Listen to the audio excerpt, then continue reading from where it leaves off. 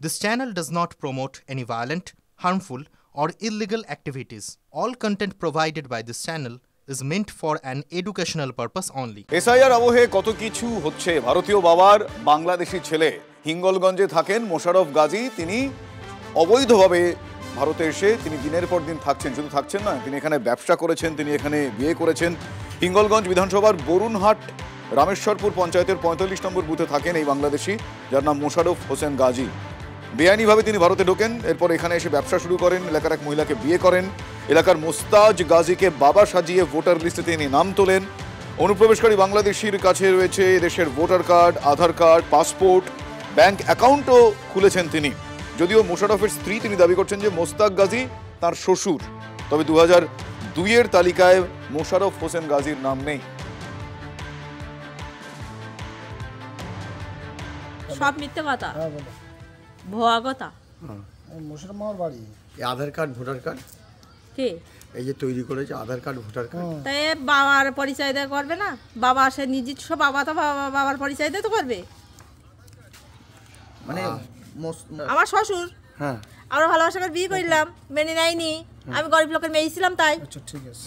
এই তো না না আমি তো গরিব লোকের মেয়ে ছিলাম, এই আর ওরা তো বুড়ের বড় লোক। আপনার স্বামীর বিরুদ্ধে অভিযোগ যে উনি বাংলাদেশি, কি বলবেন?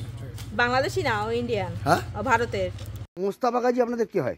মমতাজ গাজী। হ্যাঁ, মমতাজ গাজী কি হয়? আমার শ্বশুর। আর এই মোশাররফ হোসেন গাজী কেউ হয় আপনাদের?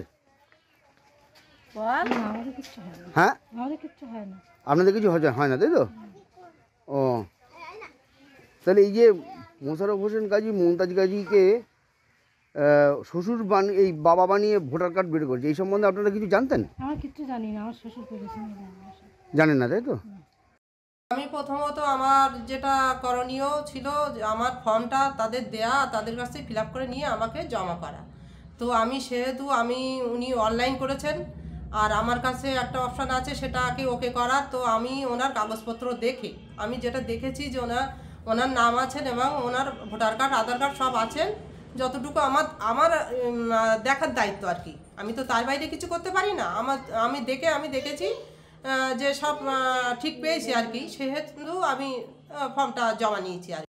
প্রথম পর্যায়ের এসআইআর এর শেষ পর্বে এসেও বিতর্কে বিএলও। অসুস্থ বিএলওর হয়ে প্রক্সি দিচ্ছেন দাঁড়িয়ে আত্মীয়া। শুধু এটুকুই নয়, অন্য বুথের বিএলও কাজ করছেন আরেক বুথে।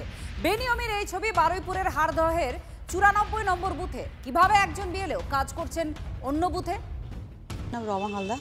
আচ্ছা, আপনি কত নম্বর পার্টে বিএলও? আমি ১৩৭-৯৬ নম্বর। ৯৪ পার্টে যে ছিলেন মানে সোমা সেন, ওনার নামে একটা কমপ্লেন এসেছিল।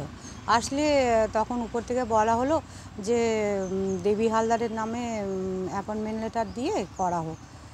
ওই জন্য দেবী হালদারের নামে অ্যাপয়েন্টমেন্ট লেটার, ওনার নামে ৪ তারিখ না ৫ তারিখে অ্যাপয়েন্টমেন্ট লেটার দিয়েছিলেন।